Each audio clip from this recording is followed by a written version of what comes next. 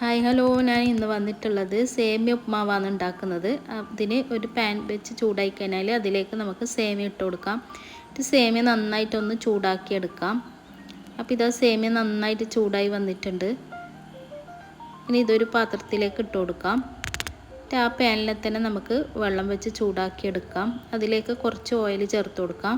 പിന്നെ ആവശ്യത്തിനുള്ള ഉപ്പും ചേർത്ത് കൊടുക്കാം.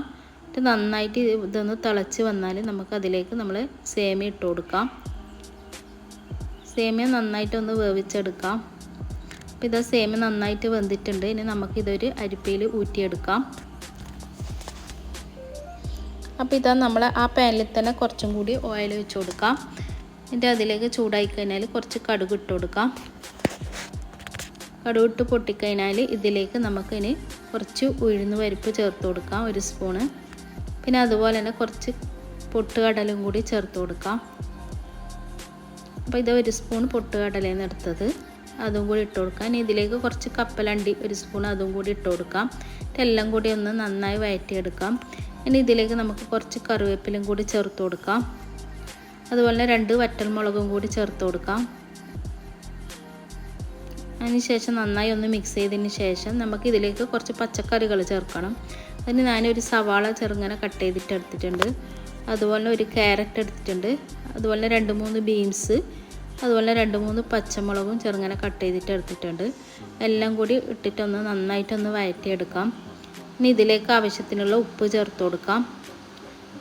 അതിനുശേഷം ഇതൊന്ന് നമുക്ക് പച്ചക്കറിയെല്ലാം അടച്ച് വെച്ചിട്ടൊന്ന് വേവിച്ചെടുക്കാം. ഇനി ഇതിലേക്ക് നമുക്കൊരു 1/2 സ്പൂൺ മഞ്ഞൾപ്പൊടിയും കൂടി ചേർത്ത് കൊടുക്കാം. എല്ലാം കൂടി ഒന്നും കൂടി നന്നായിട്ട് മിക്സ് ചെയ്തെടുക്കാം. പച്ചക്കറി കുറച്ചും കൂടി വേവാനുണ്ട്, ഒന്നും കൂടി അടച്ച് വെച്ച് വേവിച്ചെടുക്കാം. അപ്പോൾ ഇതാ പച്ചക്കറി നന്നായിട്ട് വെന്തിട്ടുണ്ട്. ഇനി ഇതിലേക്ക് നമുക്ക് കുറച്ച് തേങ്ങ ചേർത്ത് കൊടുക്കാം. തേങ്ങ അവരവരുടെ ഇഷ്ടത്തിനനുസരിച്ചിട്ട് ചേർത്ത് കൊടുക്കാം. അപ്പോൾ തേങ്ങയും കൂടി ചേർത്താൽ നല്ലൊരു ടേസ്റ്റ് ഉണ്ടാവും ഈ ഉപ്മാവ്. അപ്പോൾ എല്ലാം കൂടി നന്നായിട്ടൊന്ന് മിക്സ് ചെയ്തതിന് ശേഷം നമ്മൾ സേമിയ ഇതിലേക്ക് ചേർത്ത് കൊടുക്കാം. അപ്പോൾ സേമിയ ചേർത്തിട്ട് ഒന്ന് നന്നായി എല്ലാം കൂടി നന്നായി മിക്സ് ചെയ്തെടുക്കാം. അപ്പോൾ സേമിയ നന്നായിട്ട് വെന്തിട്ടുണ്ട്. അതെല്ലാം കൂടി മിക്സ് ആകുമ്പോൾ നല്ല ഒരുപോലെ ആകും. അപ്പോൾ ഇതാ നമ്മളെ സേമിയ ഉപ്മാവ് റെഡി ആയിട്ടുണ്ട്. നല്ല അടിപൊളി ടേസ്റ്റാണ്. അപ്പോൾ എല്ലാവരും ഇതുപോലെ ഒന്ന് ട്രൈ ചെയ്ത് നോക്കാം. വീഡിയോ ഇഷ്ടപ്പെട്ടാൽ ലൈക്ക് ചെയ്യാനും ഷെയർ ചെയ്യാനും മറക്കാം.